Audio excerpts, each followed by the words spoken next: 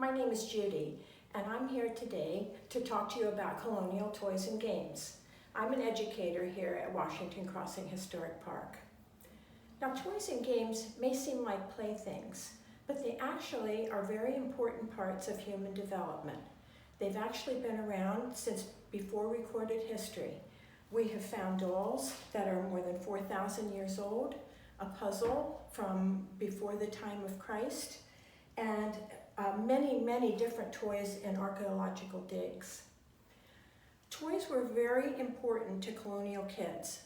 They lived very hard lives. They had a lot of chores just to stay alive, not just to earn an allowance. They had to do chores to help their families stay alive, and they didn't have a lot of extra time. Another thing about life in colonial times is that kids didn't always go to school. Schools tended to be grouped into towns like New York or Philadelphia, but most of colonial America was rural, and kids in rural America might have learned at home if one of their parents was educated to teach them. Another big thing is that there was no electricity, so no electronic devices like computers, cell phones, or tablets. And another big issue was that there weren't very many stores. Just like schools, stores tended to be in towns, and so there was no running down to Walmart or Target to pick up your favorite plaything. Most toys were handmade at home, and they had to be made out of natural materials that would be close at hand. One of the chief materials used was wood. That was very plentiful, very easy for the colonists to get. Let's look at a couple of things that colonial kids played with, and I think you'll see that many of them are things that kids play with today. Probably the most common would be a doll. Now, this little doll is made of wood, and her dress is made of material, and it probably was material left over from someone's real dress. As I said, life was very hard in colonial times, so no materials were ever wasted. This little piece of material probably was saved, again, from somebody's real dress. Here's another doll made out of wood, and to me, this is a very good example of how well made some of the toys were, and it also exhibits that toys were often used by adults because they wanted an outlet to express their creativity. This is very ingenious with the working joints. Another very popular game that kids still play today is the ball and cup.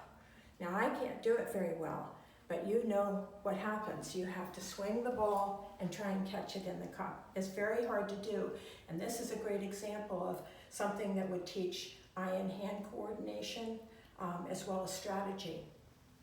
A very popular game was called the Jacob's Ladder. This really shows how well made and very creative toys would be. This is pieces of wood that are strung together with ribbon, and if you can get it to work right, see, it creates a waterfall. Now, I think many kids today probably go bowling. They actually had a form of bowling back then, although it was called 9 pins, and it was much smaller than our normal bowling today. A tiny, small bowl, and these 9 pins instead of 10, and it was played on a tabletop. You would, just like bowling today, though, you would roll your ball and try and knock the pins down. And the final game I'm going to show you today is something called the Graces. Now this, believe it or not, is actually a game from ancient Greece, and it was originally developed to help young women gain graceful movements. The only thing is that it was so much fun that it wasn't long before all the boys wanted to play too, and pretty soon everyone was playing it, boys, girls, adults, and the whole family. So you play the Graces by putting your hoop, a wooden hoop, on 2 wooden sticks. And what you want to do is launch the hoop, and the recipient also has 2 wooden sticks and has to catch it on the sticks. So you can play it with 2 people, or you can play it in a whole circle.